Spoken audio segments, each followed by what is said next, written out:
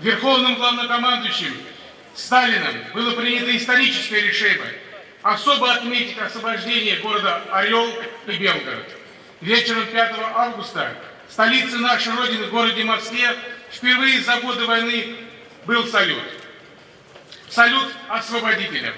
Не случайно уже 6 августа президент Соединенных Штатов Америки Франклин Рузвельт направил на имя Сталина поздравительную телеграмму по случаю Великой Победы под Орлом. Мы никогда не забудем, какой высокой ценой оплачена наша свобода.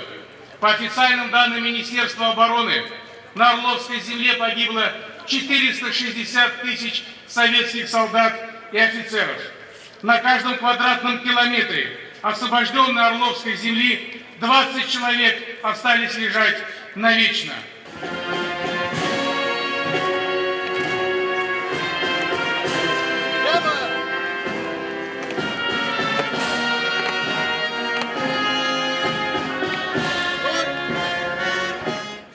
11 дней героических боевых действий, когда тысячи десантников сложили свои головы на Орловской земле, под Орлом-Мценском, не позволили немцам, так рвущимся к Москве, выйти к городу Тула и потом, используя дорожное направление, сомкнуть кольцо окружения под городом Михайлов Рязанской области.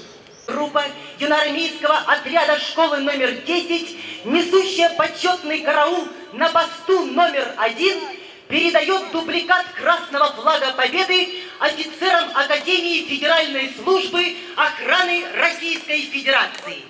И сегодня, как 72 года назад, Красный флаг Победы вновь поднимется над Орлом, городом первого салюта.